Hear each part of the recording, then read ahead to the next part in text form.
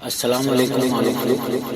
آج کی یہ ویڈیو بہت ہی انٹرسٹنگ ویڈیو ہونے جا رہی ہے کیونکہ اس کا ٹاپک ہے جنات کا سائنسی تجزیہ، وہ بھی ایک سائنسدان کے پوائنٹ آف ویو سے.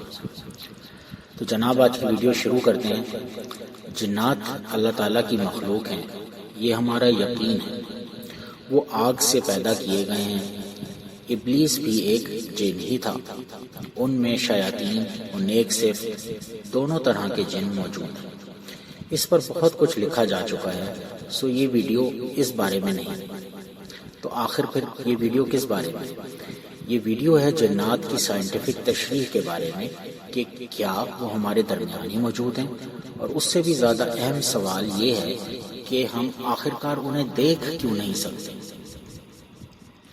لفظ جن کا ماخذ ہے نظر نہ آنے والی چیز، اور اسی سے جنت یا جنین جیسے الفاظ بھی ایمرج ہوئے. جنات آخر نظر کیوں نہیں آتے؟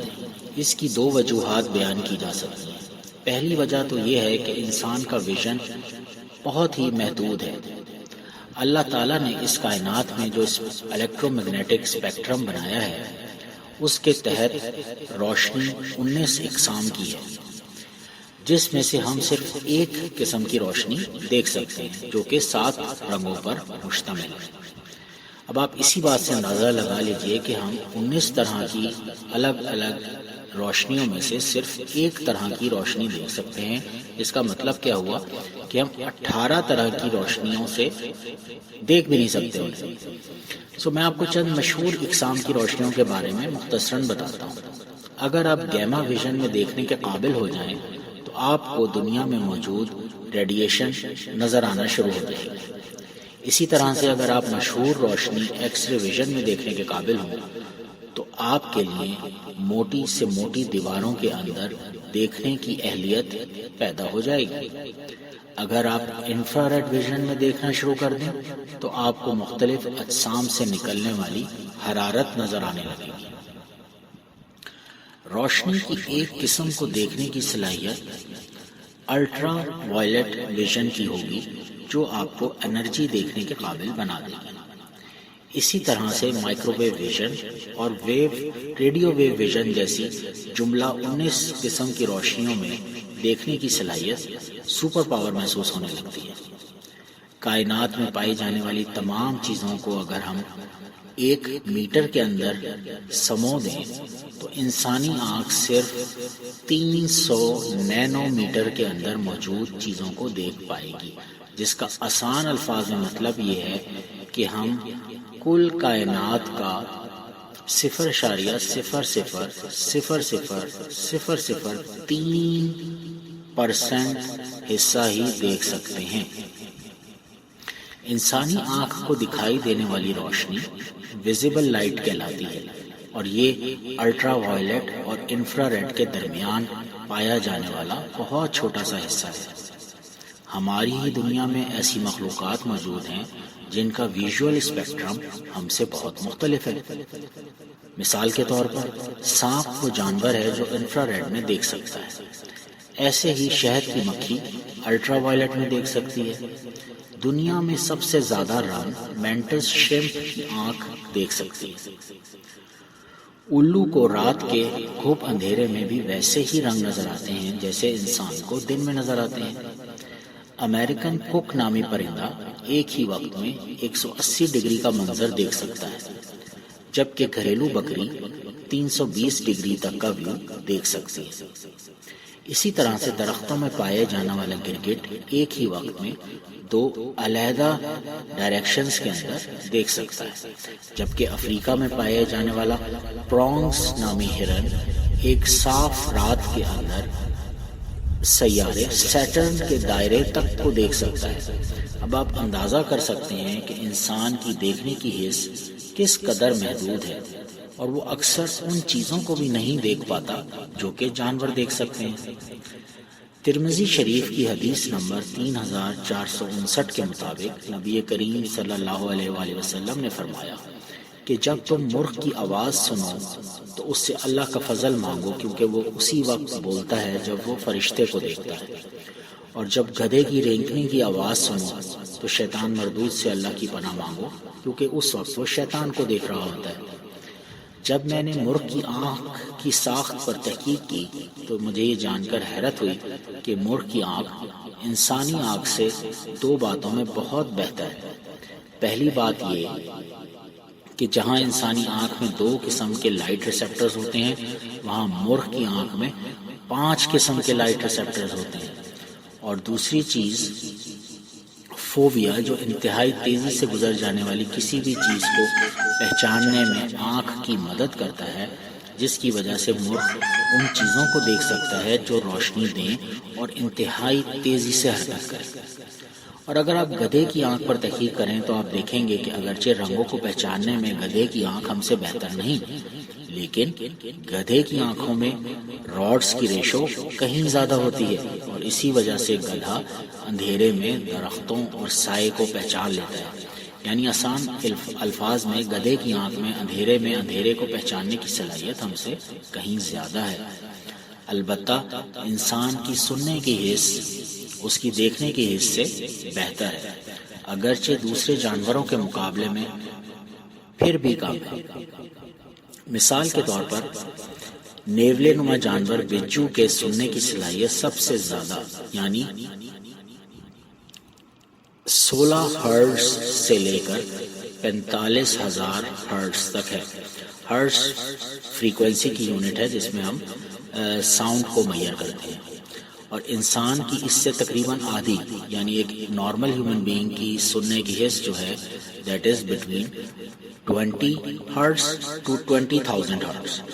اور شاید اسی لیے جو لوگ جنات کے ساتھ ہوئے واقعات رپورٹ کرتے ہیں وہ دیکھنے کے بجائے سرگوشیوں کا زیادہ ذکر کرتے ہیں۔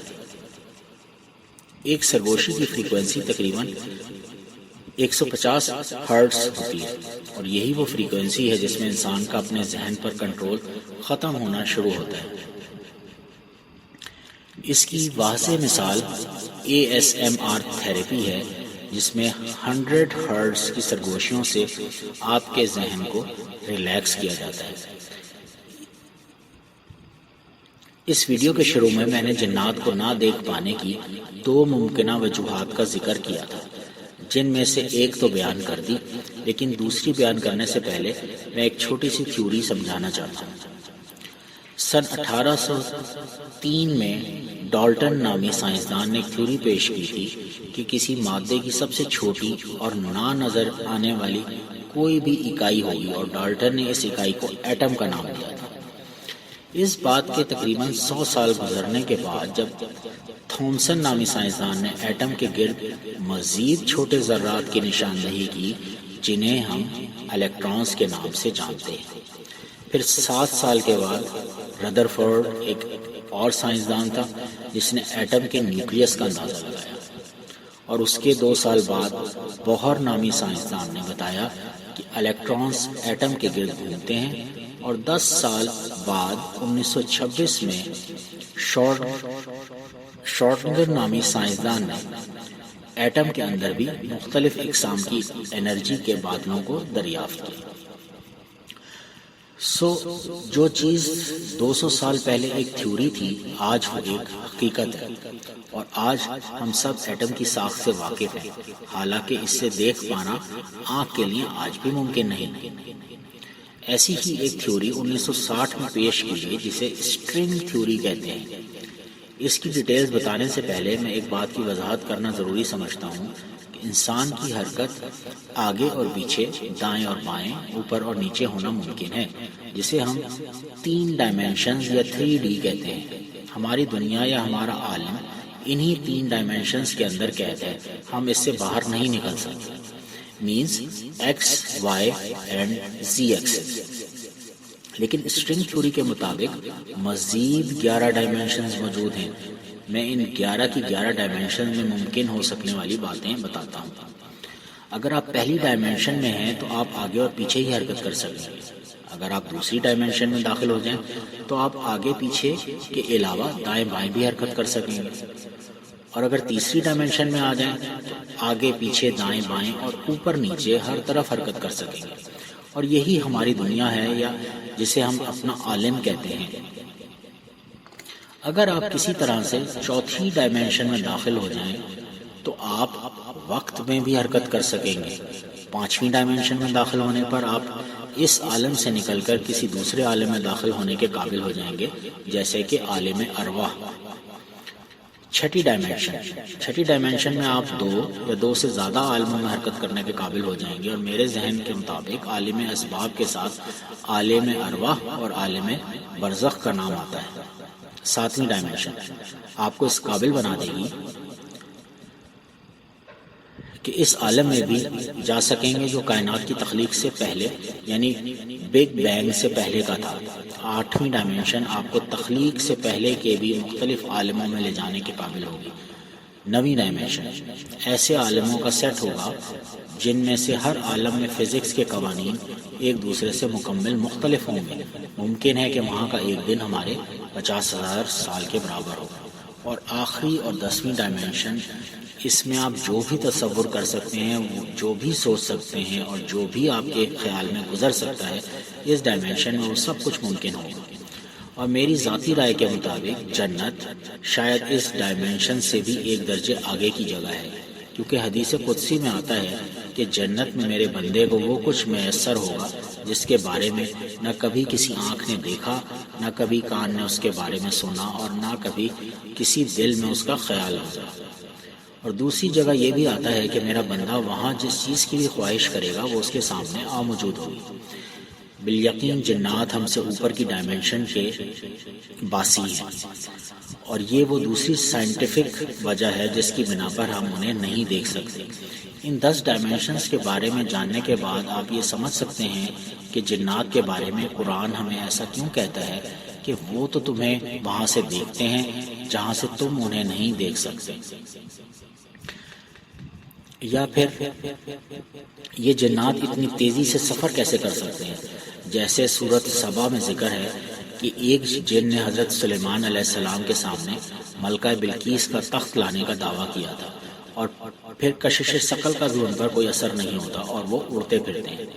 یا پھر کئی دوسرے سوالات جیسے عالم برزخ جہاں روحیں جاتی ہیں، یا عالم ارواح جہاں تخلیق سے پہلے اللہ تعالیٰ نے تمام ارواح سے عہد لیا تھا کہ تم کسی اور کی عبادت نہیں کرو گے، اور سب نے ہوش میں اقرار کیا تھا۔ یا قیامت کے روز دن کیسے مختلف ہوگا، یا شہداء کی زندگی کس عالم میں ممکن ہے۔ ان تمام عالموں یعنی عالم برزخ، عالم ارواح یا عالم جنات کے بارے میں تحقیقی طور پر سوچنا ایک بات ہے، لیکن جس چیز نے ذاتی طور پر میرے دل کو چھوا وہ سورہ فاتح کی ابتدائی آیت ہے، الحمدللہ رب العالمین۔ تمام تعریفیں اس اللہ کے لیے جو تمام عالموں کا رب ہے، اور میں سمجھتا ہوں کہ تمام عالم کے الفاظ کا جو اثر اب میں اپنے دل پر محسوس کرتا ہوں وہ پہلے کبھی محسوس نہ کیا تھا۔